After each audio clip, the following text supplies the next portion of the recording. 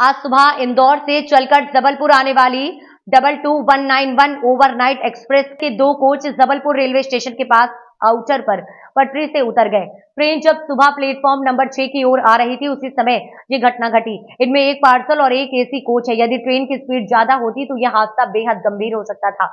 हादसे के बाद ट्रेन में दहशत फैल गई थी और हर किसी के चेहरे पर दहशत नजर आ रही थी। जानकारी मिलते ही पश्चिम मध्य रेलवे के महाप्रबंधक ने हादसे की जांच के आदेश दे दिए और 4 सदस्यीय अधिकारियों की जांच टीम गठित की है, जिससे जांच रिपोर्ट 3 दिन में पेश करने के लिए कहा गया है। वहीं रेलवे के मंडल वाणिज्य प्रबंधक डॉक्टर मधुर वर्मा ने जानकारी देते हुए बताया कि घटना को लेकर पायलट और लोको पायलट से भी पूछताछ की जा रही है।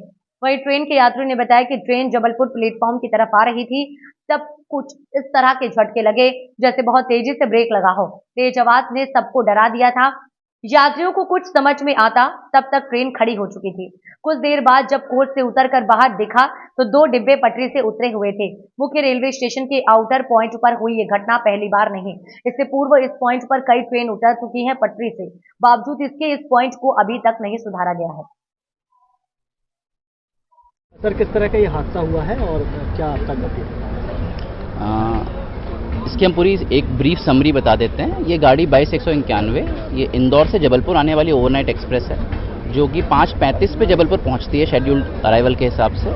आज ये 5:38 के आसपास प्लेटफॉर्म नंबर 6 पे एंटर कर रही थी जबलपुर स्टेशन में। जिस वक्त ड्राइवर को अचानक थोड़ा झटका लगा और उन्होंने, क्योंकि वो काफ़ी सचेत थे, मुस्तैद थे, तुरंत अपनी गाड़ी को रोक लिया।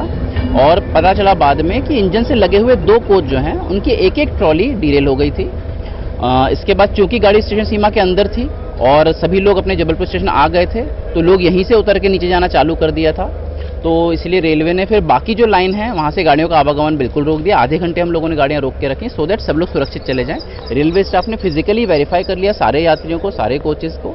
3 लोगों को छोड़ के सारे यात्रियों को असिस्ट करके जबलपुर स्टेशन से घर भेज दिया गया। जो 3 लोग बचे हुए थे उन्हें मदन महल जाने का उनकी इच्छा थी, तो रेलवे ने असिस्ट किया। रेलवे का स्टाफ यहाँ से उनके साथ मदन महल गया था। मदन महल में उनको किसी को ऑटो चाहिए था, 2 लोगों को ऑटो करवा दिया गया था। एक के पास खुद की गाड़ी थी, उन्होंने मदन महल बुलवा ली थी, तो वो वहाँ से चले गए। फॉर्चुनेटली किसी भी यात्री को किसी तरह चोट की कोई खबर नहीं है और रिस्टोरेशन का काम आप लोग देख रहे हैं चालू है, काफ़ी युद्ध स्तर पे जारी है। हमें उम्मीद है कि लगभग 1 घंटे में हम लोग इसको रीरेल कर लेंगे और उसके आधे घंटे में ट्रैक क्लियर कर देंगे। क्या वजह आई? अभी इसकी वजह कुछ कहना बड़ा मुश्किल है, क्योंकि अभी जितना प्राइमा फेसी हम लोग देख पा रहे हैं, जो पैरामीटर्स मेजर कर पा रहे हैं, उसमें तो सब कुछ ठीक नज़र आ रही है, कोई फॉल्ट नज़र नहीं आ रही है। तो अब एक बार रीरेल हो जाए, रिस्टोरेशन कंप्लीट हो जाए, उसके बाद जो एक मल्टी डिपार्टमेंटल कमेटी का गठन किया गया है, वो फिर से एक बार इन साक्ष्यों को देखेगी और अगर कोई नया साक्ष्य सामने आता है तो उसको भी देखेगी। ये फिर कुछ कह पाएंगे। किस तरफ के थे पूरी ट्रेन में? ये इंजन से लगे हुए 2 डिब्बे थे। तो अगर हम गाड़ी की दिशा के हिसाब से बात करें तो जबलपुर दिशा के 2 डिब्बे थे। अब इसकी वजह से कोई ट्रेनों का आवागमन प्रभावित हुआ? जो शुरुआत के आधे घंटे हमने यात्रियों के सुरक्षित यहाँ से निकलने के लिए गाड़ियाँ रोक रखी थी, बस वही डिटेंशन था। उसके अलावा तो हमारे 6 में से 5 प्लेटफॉर्म चालू हैं।